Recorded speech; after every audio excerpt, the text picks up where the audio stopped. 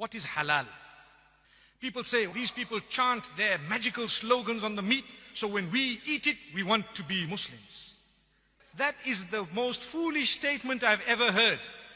All the creatures have been given life by the Almighty. What gives me the right to take the life of a cow away? I don't have the right. So the Almighty says, well, under certain conditions, you may be granted permission to take that life away in a specific way. So I am not allowed to destroy the creatures of the Almighty for no purpose. I cannot even destroy the ecosystem without purpose. If I want to cut trees down, I need to ask myself, why am I doing it? If there's no purpose for it, leave the tree. It has life of a different nature. You're a Muslim.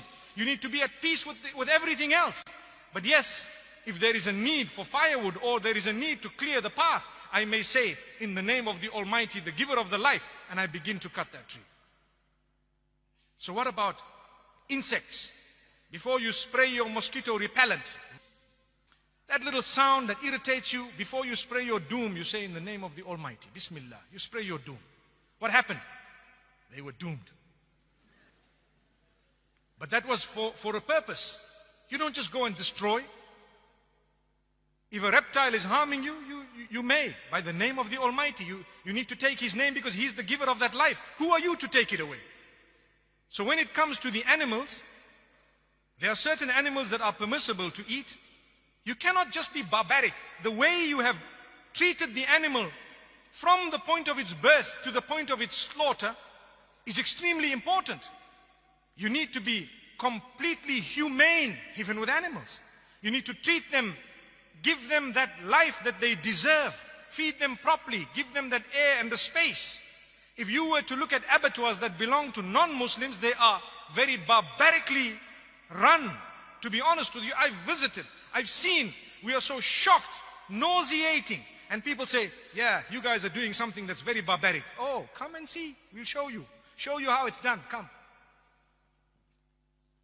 So now when we get to the cow, for example, or the sheep that has been fed properly, and it has not been force-fed and kept in a pen like the ducks of the world and the chickens that don't even grow feathers anymore because they are modified. Their sole purpose of being given life is to grow until they are killed brutally in order to be served on the table. Not halal. We don't want that.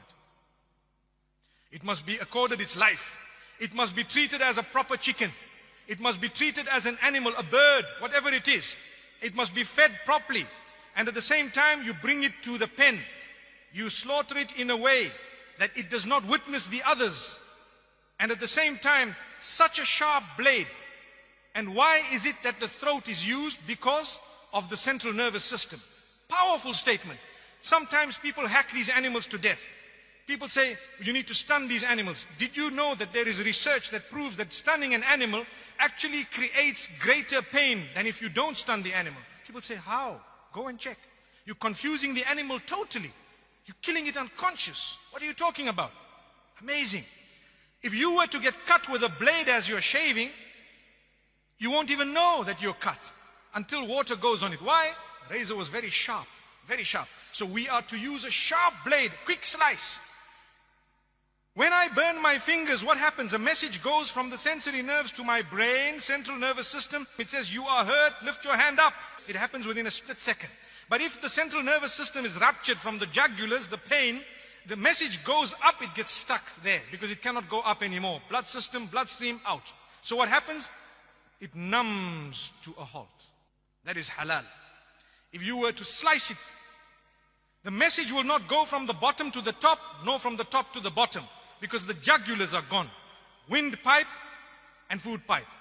And you have to take the permission of the giver of that life when you are slaughtering it. If not, we don't want to eat that. You have stolen it from the property of God. Allahu Akbar. How can you just cut an animal? Who are you to take that life away? You need to say, in the name of the giver of the life here, I'm taking this by your permission. Such a humane way, beautiful. That is termed halal. You are taking the life away. And this is the original system of the Jews and the Christians. It is the original system that was taught by all the messengers. Islam adopts it quite strictly, and so does Judaism. And I'd like to think Judaism adopts it even more strictly. Go and study, you will find it. Same system. So why do people pick on halal? It in fact is the most humane way. In fact, it is the way of being protected from horse meat. Allah protect us, yes. And the supervisors will ensure that things are happening. They will tell you, we guarantee you that this thing was done properly. And guess what? It's not a horse, my brother. It is a privilege and honor to eat something that was slaughtered by the name of the giver of the life. To say, only for eating purposes, consumption, we took into consideration every rule that you have put.